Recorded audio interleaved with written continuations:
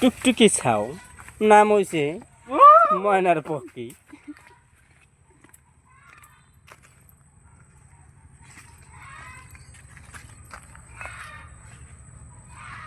ওই হলা কামড়টা দেয় কি খেতে দেখছেন?